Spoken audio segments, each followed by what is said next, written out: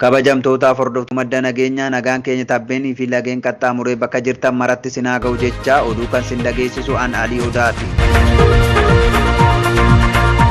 Kaaba Oromiyaa godina Walloo aanaa Dawaa Caffaa ganda Misrataa keessaa fi bulchiinsa magaalaa Kamisee keessatti biltiginnaan namoota hedduu qabanii hidhaatti dararaa jiru.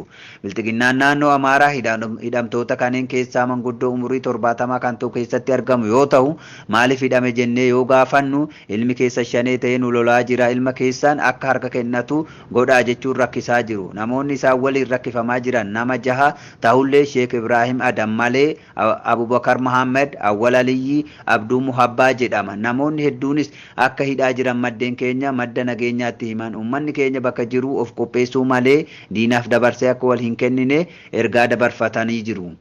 Aanaa Arxummaa Fursii Arxummaa ganda Duwwaa Shan keessatti ilma Oromoo tokko meeshaa waliin manaa bahee ajjeefamee boolla daddee keessatti gatamuu maddi keenya madda nageenyaatti himan. Namni kun maqaan isaa Adam Abrahim yoo jedhamu qawwee fi firii kaartaa 4 waliin yoo manaa bahu firiin hundi irraa saamamee qawwee itti hirkisanii boolla daddee keessatti eega ajjeesanii dhoksanii warri barbaada meeqaan agarree jedhan. Maatiin nama kanaa bilbilaan dubbisuu yaallus hin milkoofne, garuu gochisuu kanneessaan akkasii kan yeroo jalqabaatiif kan argamee jedhamaa jira. Namni kun guyyaa roobii manaa bahee guyyaa wiixataa du'aa mul'atuun baay'ee gaddinaa nutti dhagahamee jira jedhan warri itti dhihaatan. Rabbiin haa araaramuuf maatii fi firootaa fi Oromoota hundaaf jajjabina hawwina. Lafti Karrayyuu babal'infannaadhaaf fudhatame hagana kan jedhamee beekamuu miti jedhan jiraattonni. Godina Shawaa Bahaa aanaa Fantaallee fi naannoo Amaaraa aanaa Minjaar Shonkooraa daangaa waliin qaban irratti yeroo hedduu wal dhabdeen ni uumama. Rakkooleen naannolee lamaan gidduutti uumamaa lafa dheedumsaa fi horsiisa beelladaatiif qabamus bu'urri isaa garuu lafa babal'ifannaadha jedhan jiraattonni aanaa Fantaallee. Jiraataan naannichaa kan ta'e Ibrahim Roobaa lafti Oromoo Karrayyuu dhiibamuu kan jalqabe bara 2003 irraa eegaleetii jedha. Lafa amma naannoo Amaaraa wajjin irratti wal dhabnu kana sirriittan beeka jechuun achittan dhaladhee guddadhee jedha. Gaara Gaalaa, Dugda Daalachaa, Maalkaa Jiloo, Gaara Cobaa fi daandii asfaaltii gara Jibuutii geessurra immoo bakka Qorkee jedhamu ganda Xuuxitti qabatanii jiru jedha. Daandii asfaaltii guddicha irratti magaalaa Awuraa Godaanaa jedhamtu hundeessuun taappeellaa naannoo Amaaraa ta'uu ibsu. Manneen barnootaa fi waajjiraalee banachuu hima dargaggoon kun. Lafti Karrayyuu babal'ifannaadhaaf fudhatame hagana kan jedhamee beekamuu miti.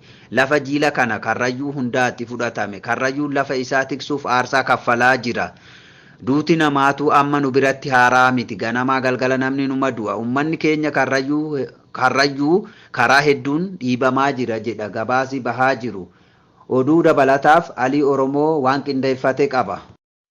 Waraanni bilisummaa Oromoo godina Shawaa Kibba Lixaa aanaa Sooddoo Daachii magaalaa Tarree Finfinnee irraa kiiloomeetira 65 irratti argamtu keessatti halkan kaleessaa toora sa'aatii 8tti meeshaa waajjira poolisii PP naannoo sana jiru guutumatti mulqee jira. Dhukaasa daqiiqaa 40 oliif taasifameen kan goolabame tarkaanfiin akkasii fuuldurattis itti fufa jedhame. Helikooftariin waraana Itoophiyaa Soomaaliyaa keessatti kuftee caccabuun dhagahame. Helikooftariin waraana Itoophiyaa Soomaaliyaa aanaa Hudar jedhamu keessatti kuftee caccabuun namni tokko lubbuun darbee namni 2 miidhaa guddaaf saaxilamee jira jedhame. Sababni balaa helikooftarii waraanaa kana mudate hanga ammaatti wanni ifa ta'e hin jiru. Meeshaaleen waraanaa fi waraanni Itoophiyaa hedduun bara kana kasaaraa du'aaf miidhama jabaa keessummeessaa akka jirantu gabaafama.